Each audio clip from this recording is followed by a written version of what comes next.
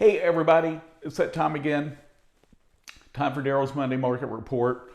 Before I get into the numbers, I want to tell you some news I learned. Not so great news from an insurance agent with Farmers who was doing a Facebook Live over the weekend. He was talking about his clients getting increases of 33% on their homeowners insurance, and that next year our insurance rates for homeowners are going to go up 40% due to the snowpocalypse back in February of this year. So buyers, that's something to keep in mind. Sellers, there's someone owning the property, know that's going to affect you too. Not great news, but it is what it is. Hopefully it will settle back down in a year. Hopefully we don't have another snowpocalypse this year. But on the other side, good news, if you're buying a home as of January 1st of 2022, this was going to be 2023, but now in 2022, you'll be able to file a homestead exemption regardless of the day you buy in 2022. It no longer will have to be January 1st. So that's great news for you, not having to wait for a year to file for that homestead exemption. I've done a video about homestead exemptions. There's some requirements. The state does audit. Make sure that all your information reflects where you currently live if you want to get that homestead exemption. It's important for you to save on taxes and give yourself some legal protections too. So this week in Collin County, from being new to the market, homes being sold, we're at 817 this week. That's up 38 from the previous week. It may be Christmas time, but the market is still hot. The weather's cold and a little wet, but the market is on fire and smoking hot. Held an open house this weekend.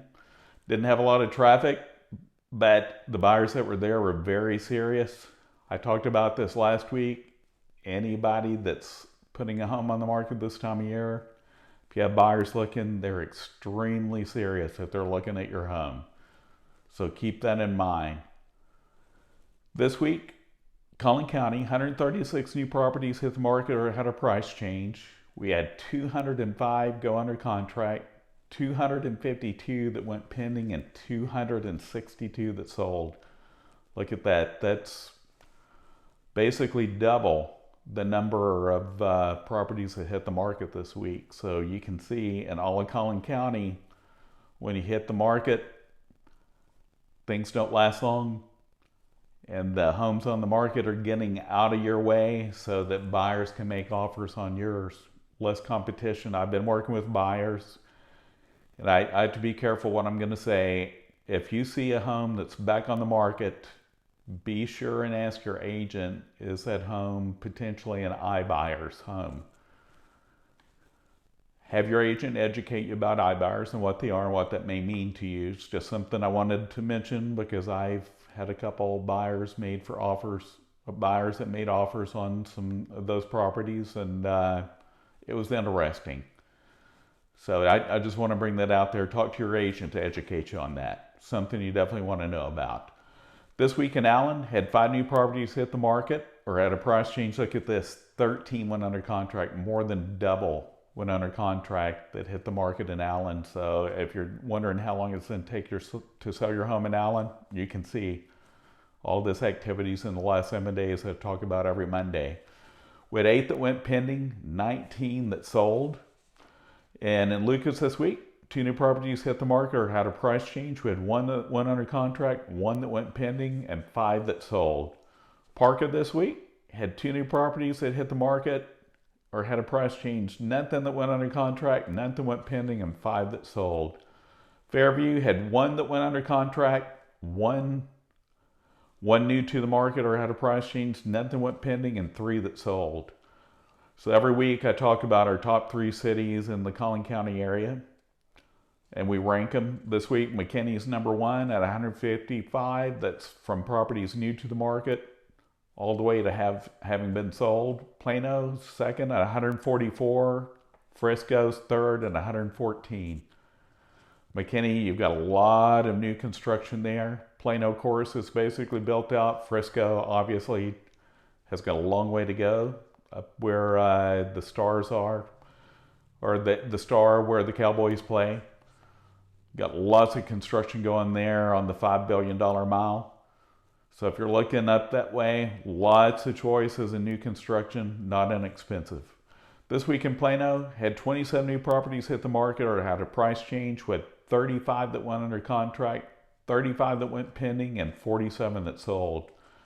McKinney, we had 20 new properties hit the market this week or had a price change, with 32 that went under contract, 45 that went pending, and 58 that sold. Frisco this week had 19 new properties that hit the market or had a price change, 24 that went under contract, 26 that went pending, and 45 that sold. And in Melisa, a lot of new construction, so a lot of times these pending numbers that I'm going to bring up are a little skewed because of that. In Melisa, 3 new properties hit the market or had a price change this week. We had 7 that went under contract, 33 that went pending, and 7 that sold.